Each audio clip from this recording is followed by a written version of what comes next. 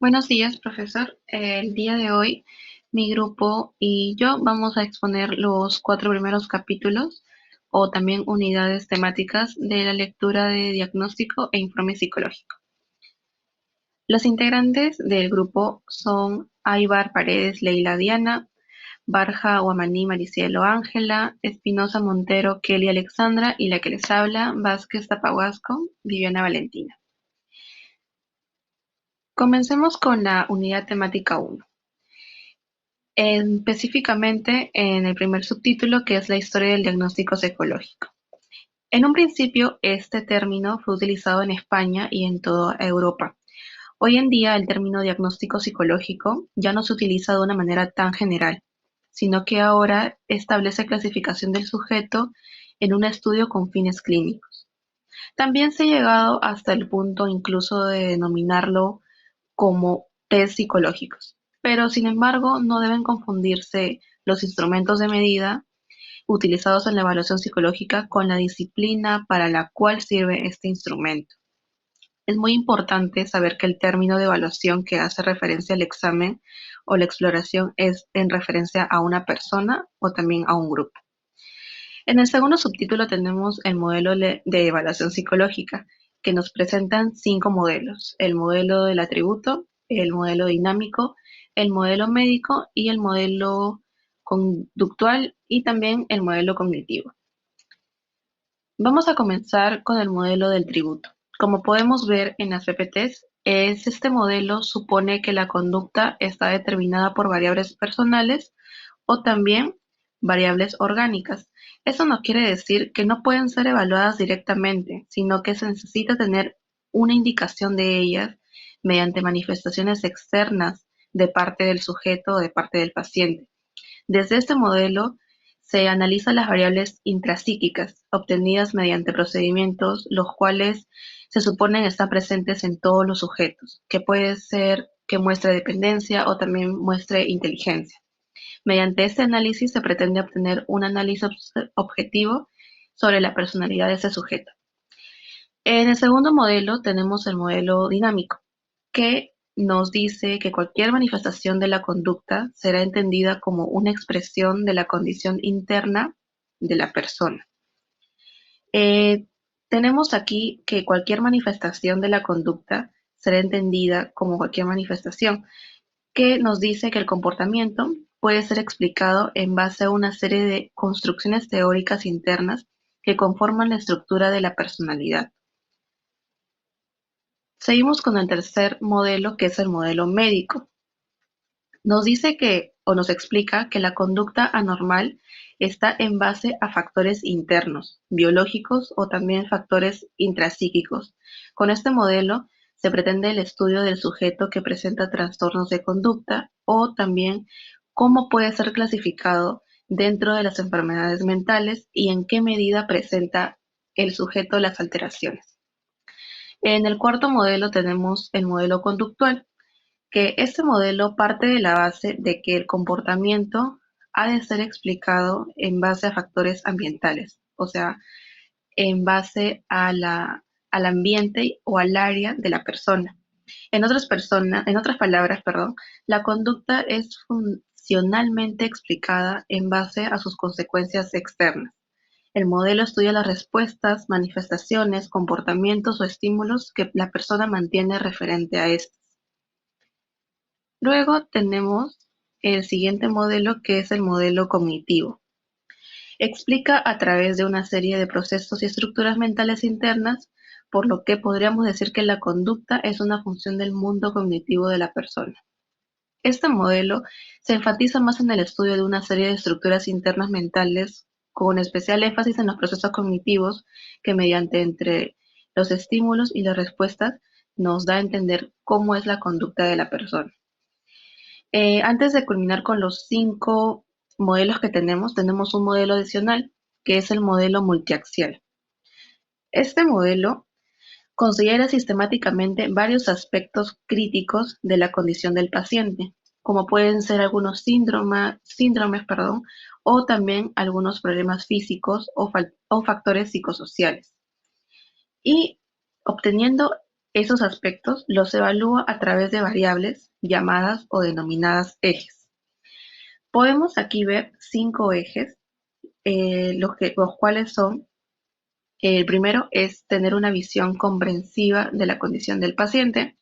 El segundo es articular los elementos críticos de un problema psiquiátrico, el cual podría ser las manifestaciones o las causas de un síndrome cerebral, como por ejemplo. En el eje número 3 tenemos desplegar la información a la preparación de un plan integral de tratamiento. Puede ser, o de ejemplo, tenemos la identificación de un síndrome psicótico que requiere alguna medicación, también que puede ser tratado con una terapia familiar, o también dificultades crónicas para trabajar, lo cual podría necesitar un tratamiento vocacional. En el eje número 4 tenemos el optimizar la educación profesional en la parte de la psicopatología, y en el eje número 5 tenemos el potenciar la investigación clínica. Ahora le doy pase a mi compañera para que les comente sobre la unidad temática número 2. Continuando con la exposición, quien les habla Maricielo Barja Guamaní, hablaré acerca de los aspectos generales del proceso diagnóstico en la unidad temática 2. Para poder realizar un buen informe se necesita haber realizado una buena evaluación psicológica y por lo tanto va a requerir entender a fondo el caso y captar todo el material recogido, por supuesto. Hay una combinación interdependiente de factores que atraviesan todo este proceso y se retroalimentan entre sí.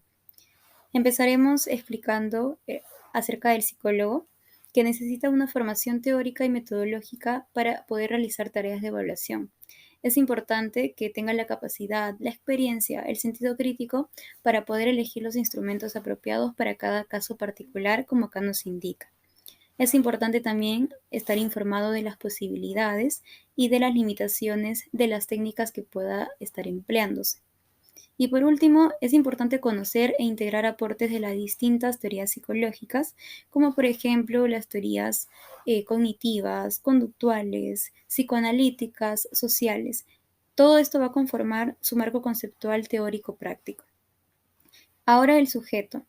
Durante el proceso diagnóstico se va a ver afectado por distintas variables fijas y situacionales de la persona a la que se va a estar evaluando, como el sexo, la edad, el nivel sociocultural, digamos la conciencia de enfermedad, las evaluaciones anteriores, etc.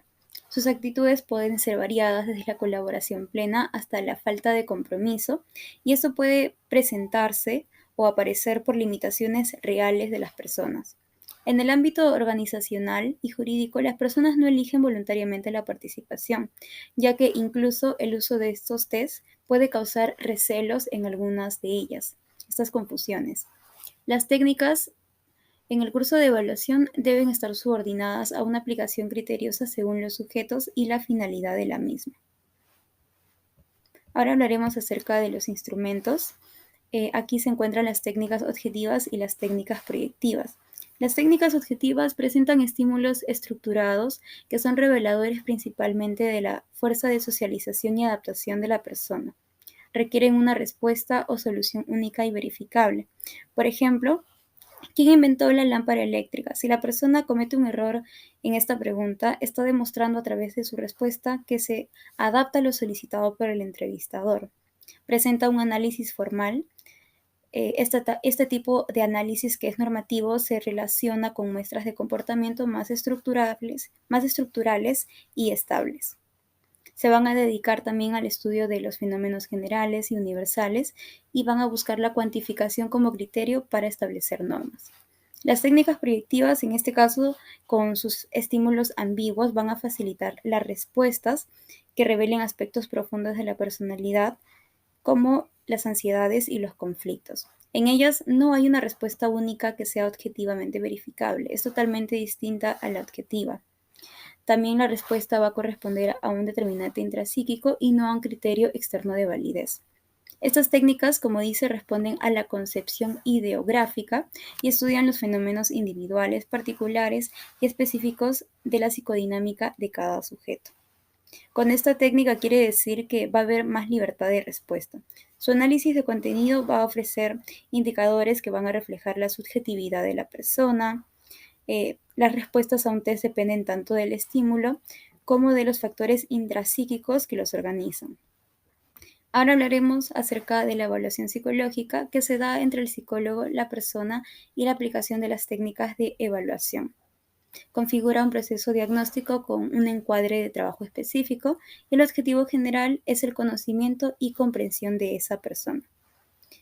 Hay un autor llamado Casuyo que menciona que el diagnóstico conforma una subárea importante y específica dentro del campo de las evaluaciones en psicología clínica, en tanto estudie a personas, a grupos, a instituciones, comunidades y que tengan una relación con el proceso de salud y enfermedad, por supuesto. Es más abarcativo que el del diagnóstico psicológico y trasciende la acción clínica. Además, también se debe aclarar que a veces trabajamos conociendo el diagnóstico estructural, entendido como el nivel de integración y el funcionamiento estable del aparato psíquico. La autora García Arseno considera el psicodiagnóstico clínico como base para otras especialidades, como por ejemplo la forense, la educacional y la laboral. Por último, hablaremos acerca de la institución. Bueno, se lleva a cabo la tarea en instituciones privadas, oficiales, así como también en un consultorio particular. Además, se debe intervenir en todos los momentos del proceso, desde la admisión hasta el cierre o integrar un equipo y ser el responsable de determinadas tareas. ¿Qué quiere decir? Que según donde se realice, el profesional debe tener la flexibilidad para acordar el encuadre de trabajo o también puede estar ajustado a ciertas normas. En todo caso, sería dependiendo de dónde. En el ámbito puede ser clínico, educativo, laboral, jurídico, comunitario. Hay secuencias de comportamiento que serán esperadas según el ámbito y la tarea del psicólogo evaluador se ha complejizado. Como señala el autor Bertelli, el ámbito específico en el que se realice la evaluación psicológica va a proporcionar una situación motivacional tanto al entrevistador como al entrevistado. Va a tener objetivos específicos y una particular manera de comprender el material para responder a estos. Ahora el diagnóstico, tiempo y contexto son situación, signos y síntomas y siempre están en situación. Pareciera ser relativamente y no tanto objetivables, pero la lectura de la situación dispara los esquemas conceptuales y referenciales socioperceptivos. Cuando se habla de diagnosticar, dijimos que es conocer a través, pero ¿a través de qué? De signos, síntomas y situaciones. Es verdad que no todo síntoma habla de otra cosa oculta, pero también es cierto que un síntoma tiene sentido en un contexto que lo produce, y es ese contexto que no debemos ignorar. Ahora, diagnóstico y conocimiento. ¿Qué quiero decir con el consultante no sabe todo sobre su síntoma? ¿Acaso de esto se debe inferir que el consultor sí conoce o sabe todo lo que no sabe el consultante? Bueno, la respuesta es no.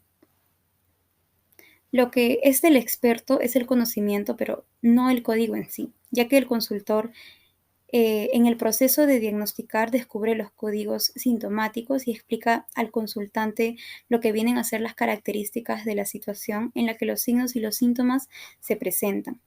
Ofrece también una estrategia técnica como una determinada psicoterapia o también una orientación, y esto va a permitir al consultante hablar de su pasión y reordenar la situación. Eso sería todo. Va a continuar con la exposición mi compañera. De la temática 3. Clasificación en psicología y nosología en diagnóstico. La CIE-10 y el DSM-4 son dos sistemas clasificatorios ampliamente establecidos y utilizados en el ámbito internacional para el diagnóstico de los trastornos mentales de la edad adulta y también de la niñez y adolescencia. El DSM-4 y su relación con el CIE-10. La CIE-10 y el DSM-4 han trabajado en estrecho contacto para coordinar sus esfuerzos, lo cual ha dado lugar a una recíproca influencia. La CIE-10 consiste en un sistema oficial de códigos y en una serie de documentos e instrumentos relacionados con la clínica y la investigación. Los códigos y los términos del DSM-4 son totalmente compatibles con los del CIE-9MC y el CIE-10. El CIE-10 y el DSM-4. entidades convergentes o divergentes. Se busca problematizar la convergencia o divergencia de los sistemas clasificatorios del DSM-4 y el CIE-10, realizando distintos a nivel psicométrico, en lo que es la clasificación, nomenclatura y taxonomía respecto. Hegemonía clasificatoria. Existen dos principales sistemas de clasificación, al menos en Occidente, acerca de los trastornos mentales. Principales por su difusión en tanto son los sistemas más utilizados por los profesionales de la salud en marcos institucionales a la hora de orientar un diagnóstico. En ese sentido, se abordará el presente trabajo realizando necesarias distinciones acerca de los sistemas clasificatorios en general, su nomenclatura y taxonomía, al acto de clasificar en psiquiatría y el acto médico de diagnóstico, tras lo cual se podrá comparar con mayor claridad ambos sistemas diagnósticos, teniendo siempre en perspectiva la problemática política del poder que instala la homogénea de los sistemas de cuestión. Clasificación y taxonomía. La primera distinción que debe realizarse es aquella entre clasificación y nomenclatura. Por una parte, el acto mismo de clasificar lleva implícito un proceso de selección, ya sea por agrupar similitudes o separar diferencias entre los objetos o rasgos de objetos que son clasificados.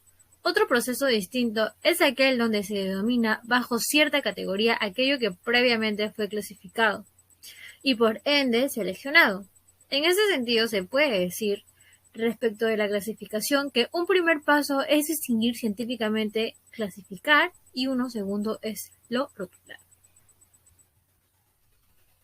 Problemáticas público-privadas, conclusiones.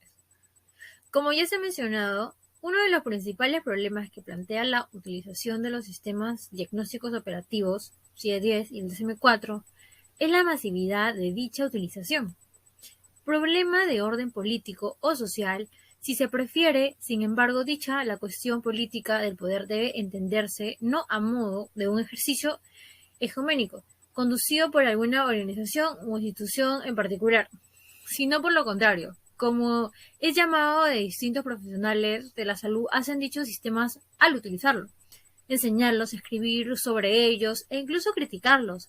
En otras palabras, cuando se les convoca en alguna función particular. En primer lugar, se puede creer en el error de confundir clasificación con nomenclatura, esperando que el rótulo diga algo. En relación con lo rótulo, por ejemplo, buscar en manuales operativos qué es la esquizofrenia o qué es el trastorno afectivo bipolar, olvidando la inherencia arbitrariedad de la clasificación. En segundo lugar, la clasificación operativa son el punto de llegada hasta el momento de un desarrollo histórico particular cuya meta es seleccionar y agrupar los trastornos mentales existentes. Gracias. Pasando al capítulo 4, continuamos con la exposición y hablaremos de la metodología en el diagnóstico psicológico. Referente a ello, hablaremos acerca de las técnicas que se utilizan para realizar una indagación de manera eficaz y conseguir resultados deseados, obteniendo la estrategia a seguir durante el proceso de investigación. Pasamos a lo que es generalidad versus la especificidad, el cual se relaciona al comportamiento que puede interpretarse desde factores internos de la persona o desde los factores externos. Como sabemos, el comportamiento depende de la situación en la que el sujeto se encuentre, o sea, porque un lado tenemos que una persona tímida tiende a comportarse tímidamente no solo hoy, sino a lo largo del tiempo, sea cual sea la situación. En esta ocasión vemos que su comportamiento es quien genera en esta ocasión, demuestra su personalidad, así como también por otro lado sabemos que un tímido puede no considerarse como tal, dependiendo de la situación o el lugar, así como también la persona con la quien se encuentre. Como sabemos, la propia conducta es objeto de estudio y se debe evaluar las variables ambientales, personales, así como las relaciones mutuas entre ellas. La especificidad o generalidad de la conducta de un sujeto está en función de los procesos de generalización y discriminación que han tenido lugar a lo largo de la vida del sujeto, es decir, sus conductas. Pasamos a lo que es ideográfico versus lo nomotético. En esta división se aplica lo que es la evaluación psicológica, lo que implica clasificarla como un enfoque individual ideográfico o un enfoque general nomotético, que quiere decir conocer al individuo como un ser único o como un individuo que comparte características con el resto de la humanidad, ya sea de forma individual o así como también con su entorno. Referente a ello, los propósitos de evaluación son esencialmente ideográficos, en tanto se centran al estudio científico de la conducta del sujeto. Los métodos más utilizados en la evaluación son los mismos que los de la psicología nomotética y pueden enmarcarse desde una perspectiva científica. Bueno, hablaremos de lo cualitativo y lo cuantitativo. Referente a lo que es el enfoque cualitativo, también conocido como clínico, es donde el psicólogo decide libremente qué situación probar, cómo recopilar los datos, cómo procesarlos, cómo asignar pesos a diferentes indicadores, etc. Dependiendo a él implica lo que es utilizar las pruebas objetivas, así como también durante su proceso de entrevista, así como también clasificarlos a través de sus diagnósticos, como los síntomas. Referente a ello, sabemos que aplica sus conocimientos clínicos derivados de entrevistas anteriores, debido a que es una consulta directa a través del cuidador del paciente, hacia el paciente. Referente a lo que es el enfoque cuantitativo, también conocido como psicométrico, es una pregunta que mide la respuesta del sujeto en situaciones estandarizadas, en donde se sigue ciertas reglas, por ejemplo, usar patrones de comportamiento similares para que todos los sujetos eh, obtengan lo que es un diagnóstico a través de pruebas estandarizadas, herramientas de tipeo y la recolección de información. La explicación versus la comprensión. En esta oportunidad hablamos de lo que es la explicación, que es el objetivo de las ciencias naturales, mientras que la comprensión lo era de la ciencia psicológica. Referente a ello, hablamos de un proceso filosófico debido a que proviene de la comprensión significa la búsqueda del sentido de la acción humana, contraposición con la investigación de los fenómenos psicológicos. Eso quiere decir que en esos términos son utilizados en la evaluación psicológica en la actualidad, pero solamente si entendemos la comprensión como una derivación de la explicación, en donde el sujeto recibe la explicación acerca del proceso psicológico, el cual lo comprende. Visto desde esta perspectiva, la interpretación es deseable de cara a la intervención psicológica y lo que sigue, ya que el sujeto examinado es mejor cooperador en el tratamiento, en la medida que sea capaz de entender y comprender por qué se recomienda un determinado tratamiento y no otro. Pasamos a lo que es en esta ocasión las referencias y damos por culminado a esta exposición. Muchas gracias.